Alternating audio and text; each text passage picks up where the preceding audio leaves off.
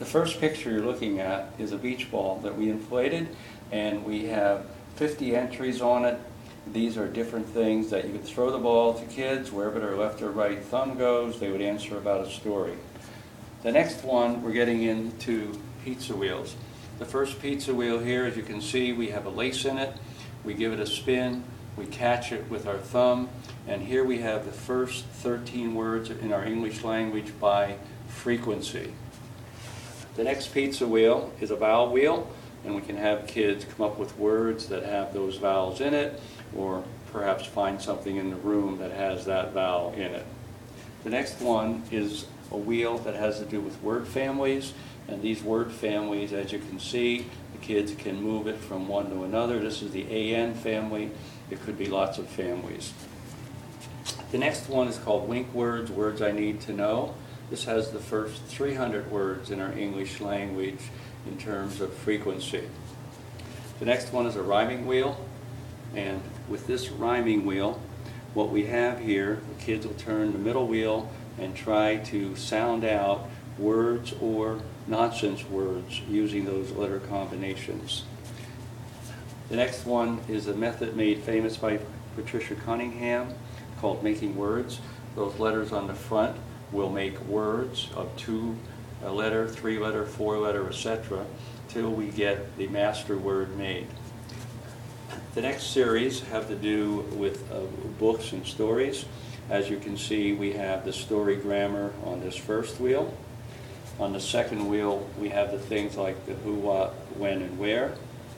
And the third wheel is one we use when kids are going to be reading from a book. You can see the things, we would spin it, would they read a page, a paragraph, etc. And the next one also has the same thing on it. The next one we use for literature circles, and you can see we have our different roles. We're going to move down to the other end, and we're going to be looking at another one here. This next one is on character traits, and you can find these character traits on the internet by just plugging that into Google. We can use these, we could spin the wheel and ask in that story, did we find a character trait on that wheel that would fit with the character in the story? The next one is the daily oral language, and I like to use this like Tuesdays and Thursdays. We put sentences on the board that need to be corrected. But instead of kids doing it every day, we make them into teams. And for instance, we would spin the wheel and would say, does this sentence have a noun in it? If it has a noun in it, and they can name it, they get a point for the team. The next one has to do with verbs, acting out verbs.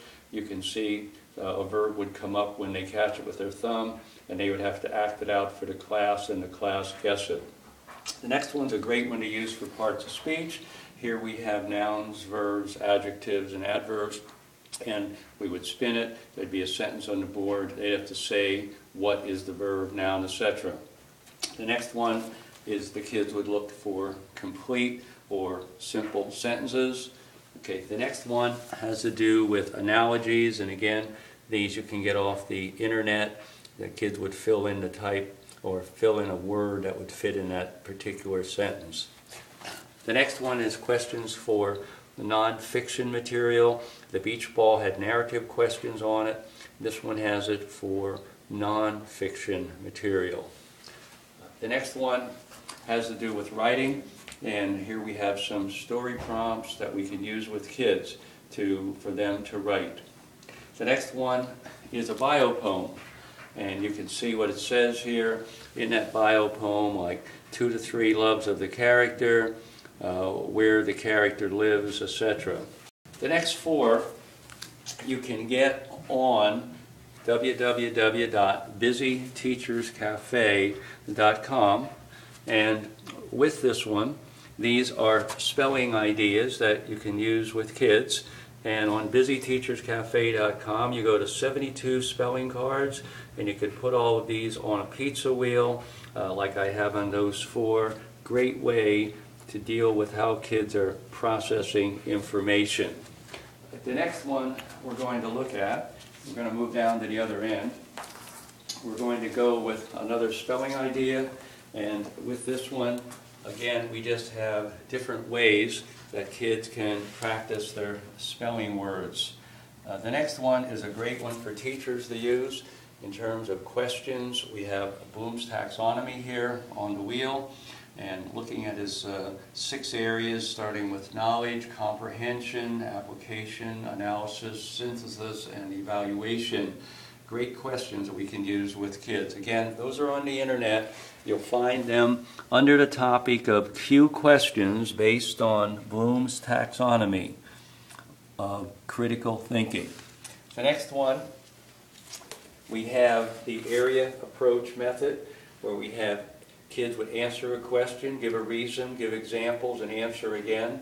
These are PSSA type questions. The next one you will find on the internet, the raft idea, where you can see we have a role of the writer, a format, we have the topic and the audience, and a great way for creative writing. For instance, we could have, using a nursery rhyme, we could have the wall as the role of the writer, the audience a jury, the format is a speech, and the topic is why I am not guilty of pushing Humpty off the wall. The next one deals with author's purpose, and I like this one. It says it's the easiest pie to persuade, inform, and entertain. The next wheel you're looking at is a wheel that we can have kids come up with a word that begins with a certain letter, or maybe we're reviewing in math or social studies. We get a certain letter when we spin it, and we can share with a partner something we learned that year that began with that letter. The next one is the Wheel of Knowledge. You can see around the outside we have 30 numbers. This could correspond to your class list of perhaps 30 kids. So when you're answering questions, kids could talk together, but then you spin it to see who's going to answer the question. The inner circle has 10. This is a great one to use if you have about 8-10 minutes left in your class for giving a quick little game that kids could play. So they would spin it. Maybe they got number 5 on it, so that'd be question 5 they'd answer.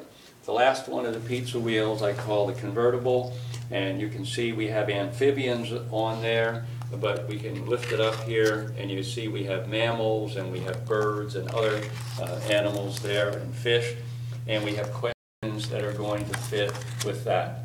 That ends our wheels. We'll have another series dealing with posters. Thank you.